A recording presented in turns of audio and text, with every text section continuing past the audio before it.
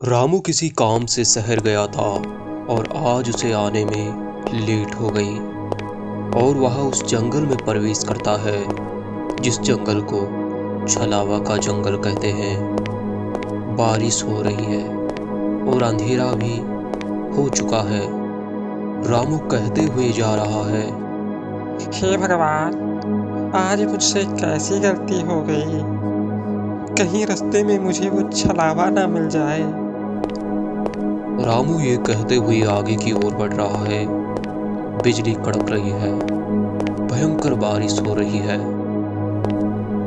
आगे बढ़ते हुए रामू को एक बूढ़ा आदमी दिखाई देता है। यह देखकर रामू डर जाता है। रामू सोचता है कहीं ये छलावा तो नहीं। रामू यह देखकर शिहर उठता है। तभी वह बूढ़ा आदमी रामू की ओर देखकर हंसते हुए कहता है, अरे बेटा, तुम कहाँ जा रहे हो? मैं तो यहीं पास के गांव सुंदरपुर जा रहा हूँ। क्या तुम भी मेरी इस यात्रा में मेरे साथ शामिल होंगे? यह देखकर रामू के अंदर थोड़ा डर लगता है, लेकिन रामू को लगता है कि कोई होगा जो हमारे गांव जा रहा है। रामू उससे बात करता है। तब वह बूढ़ा आदमी कहता है, मैं अपनी बहन के घर जा रहा हूँ और कई साल हो गए, आज तक मैं अपनी बहन के घर नहीं पहुँच पाया हूँ। यह देखकर रामू थोड़ा घबरा जाता है, क्योंकि वह बूढ़ा अजीब अजीब सी बातें कर रहा था। रामू से वह बूढ़ा कहता है, बेटा, कुछ सफर कभी खत्म नहीं होते हैं।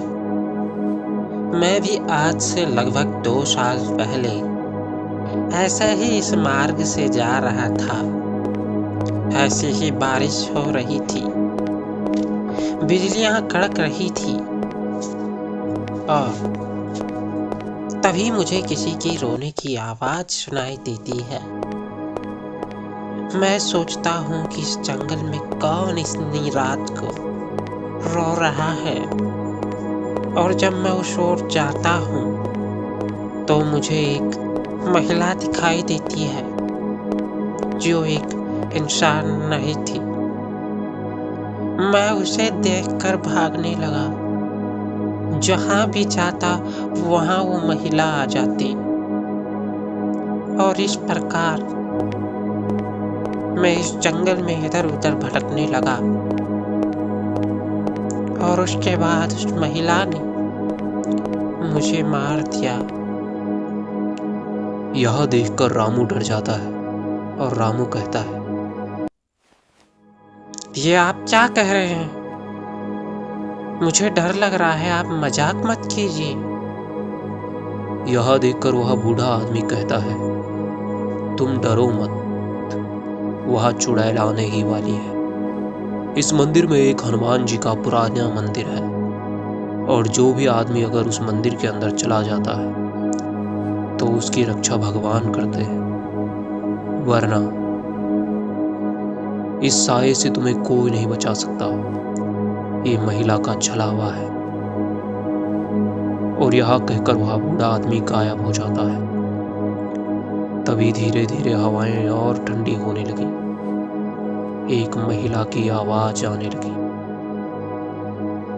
यह देखकर रामू इधर उधर दौड़ने लगा, भागने लगा।